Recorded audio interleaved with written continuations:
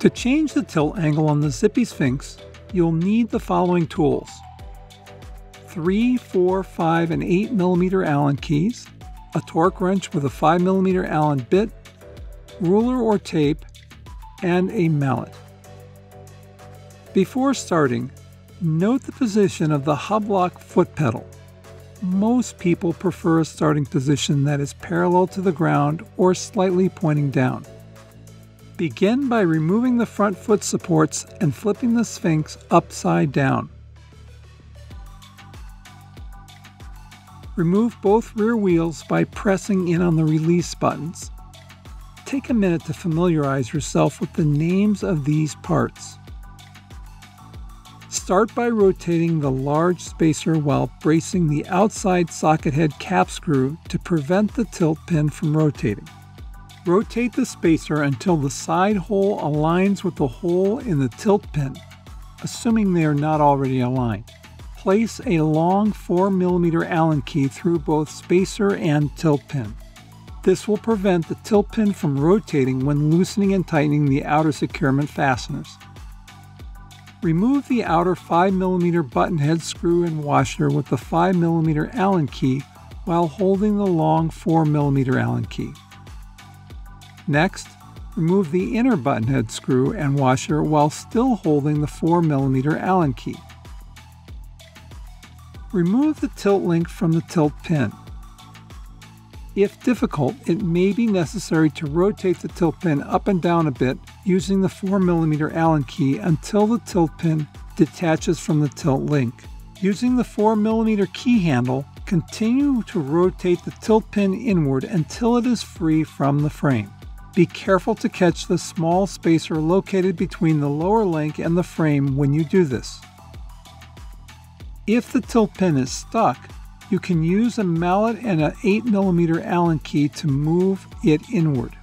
Make sure when you set down the tilt pin, the hole between the large spacer and the tilt pin remain aligned.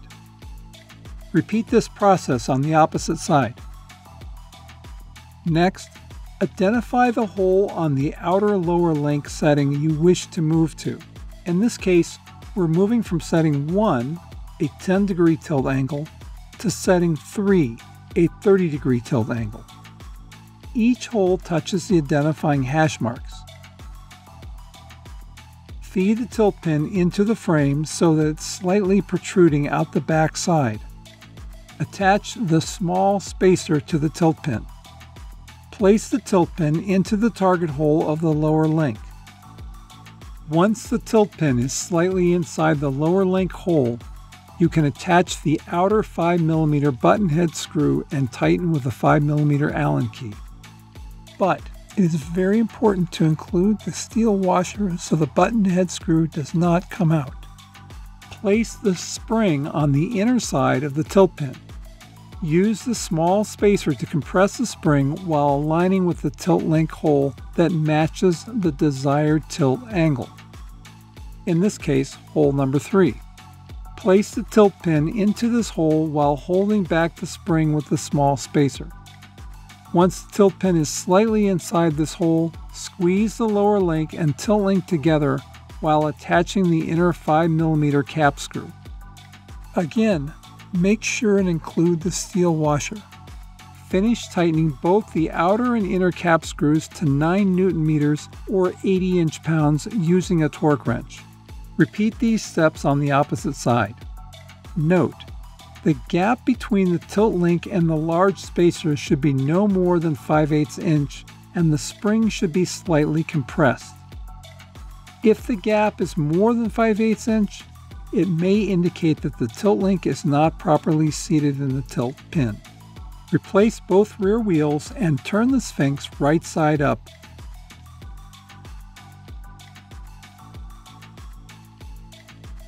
Test the foot hub lock. It may be necessary to adjust the hub lock pedal angle when changing the tilt angle. Use a 3 mm Allen wrench to loosen these screws on the hub lock foot pedal. Adjust to the desired angle and then retighten the screws until the foot pedal is in place.